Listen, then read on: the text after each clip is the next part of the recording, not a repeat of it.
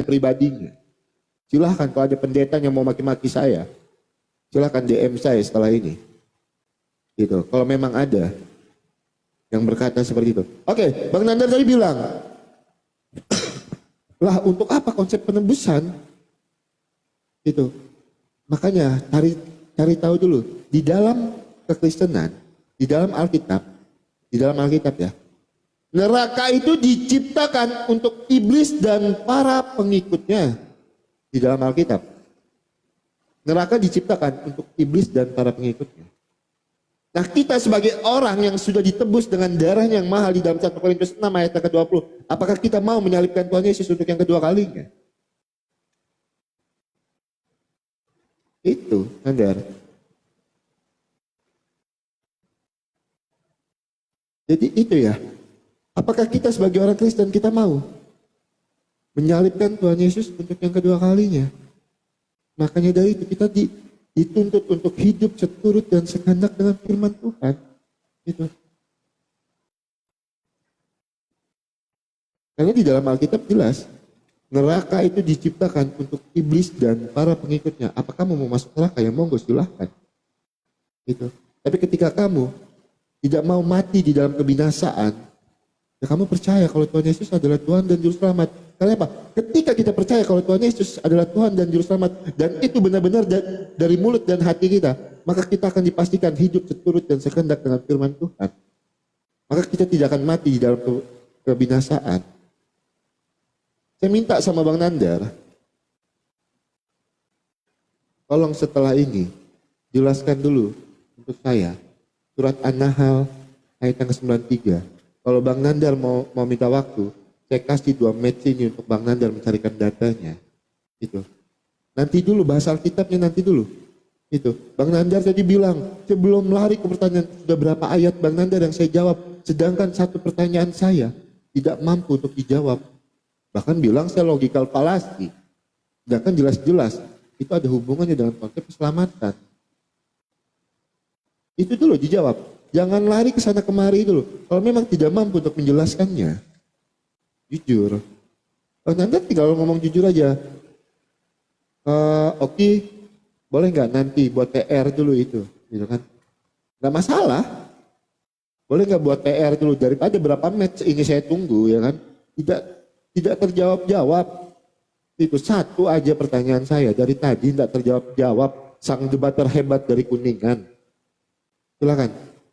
Kasih di Surabaya, terima kasih. Bang Opi ini ya.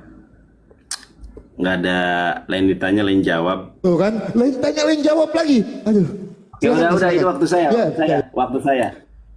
Oke, waktu saya. Nah, ini kan yang Anda tanya ya. Oke, meskipun ini nggak ada korelasinya karena Anda kekeh, karena Anda tidak sanggup menjawab saya dan Anda tidak mempunyai pertanyaan yang ada korelasinya dengan jaminan keselamatan, Anda baca Quran surat An-Nahl ayat 93. A'udzubillahi minasyaitonirrajim. Walau sya'allahu laja'alakum ummatan wahidatan walakin yudillu may yasha'u wa yahdi may yasha'u wala tus'alunna amma kuntum ta'malun, ya. Dan kalau Allah menghendaki, niscaya Dia menjadikan kamu satu umat saja, tetapi Allah menyesatkan siapa yang dikehendakinya. Brother, kalau baca ayat jangan sepotong ke sini saja dong. Ya, dilanjutkan diksi berikutnya, dan memberi petunjuk kepada siapa yang dikehendakinya, dan sesungguhnya kamu akan ditanya tentang apa yang telah kamu kerjakan. Nah, makanya brother, Allah itu tidak mungkin membuat Anda tersesat kalau tidak Allah mengutus para nabinya, mengutus para rasulnya untuk memberikan Anda petunjuk. Anda baca di dalam Al-Quran surat Al-Mulk ayat kedua, Alladzi khalaqal mauta wal hayata liyabluwakum ayyukum ahsanu amala. Allah menciptakan kematian dan kehidupan. Alladzi khalaqal maut, Allah menciptakan maut, wal hayata, dan kehidupan, liyabluwakum ayyukum ahsanu amala, untuk menguji kamu siapa yang paling baik amalnya. Bagaimana Anda hanya mencomot satu diksi tanpa meneruskan diksi berikutnya? Allah bisa menyesatkan karena kenapa? Ada iblis yang memang baik di dalam Al-Quran maupun di dalam Bible juga iblis tugasnya untuk menyesatkan. Tetapi Allah tidak hanya menciptakan iblis, saudaraku, menciptakan para nabi, menciptakan para rasul.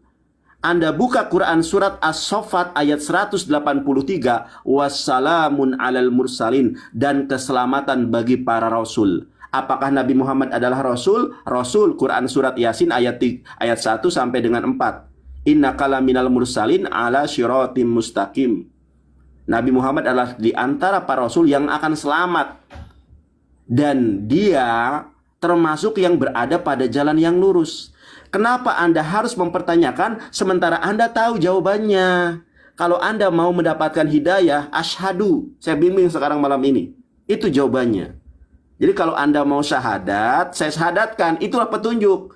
Kalau Anda menyembah manusia, itulah kesesatan, Bang Oki, yang dijabarkan di dalam Al-Quran. Di mana? Saya tunjukkan ayatnya. Siapa yang menyembah manusia akan masuk neraka. Quran surat Al-Ma'idah ayat ke-72. Nah, ini petunjuk. Anda mau mengikuti petunjuk atau tidak? Saya bacakan ya kepada Anda biar Anda paham. Nih, brother, coba perhatikan ini. Ini kesesatan nih. Apa kesesatan itu? Saya bacakan. A'udzubillahi minasyaitonirrajim. Laqad kafarul ladzina qalu innallaha huwal masih ibnu Maryam. وقال المسيح يا بني إسرائيل اعبدوا الله ربي وربكم إنه من يشرك بالله فقد حرم الله عليه الجنة ومأواه النار وما للظالمين من أنصار.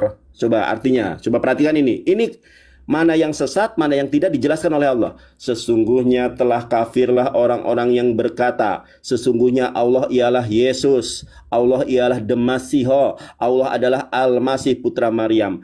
Padahal Al-Masih sendiri berkata, hai bangsa Israel, sembahlah Allah Tuhanku dan Tuhanmu. Ini petunjuk Allah. Anda mau mengikuti petunjuk ini atau tidak?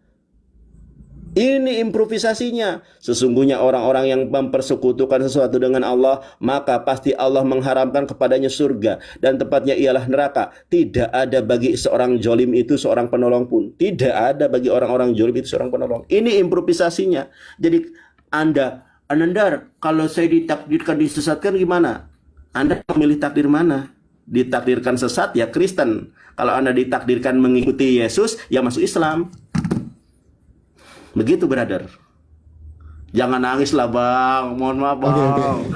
Bang Nandar, jangan panik dulu. Aduh. Awas ya, Bang Nandar jangan kabur dulu ya. Jangan kabur, jangan kabur. Jangan pura-pura rungkat ya.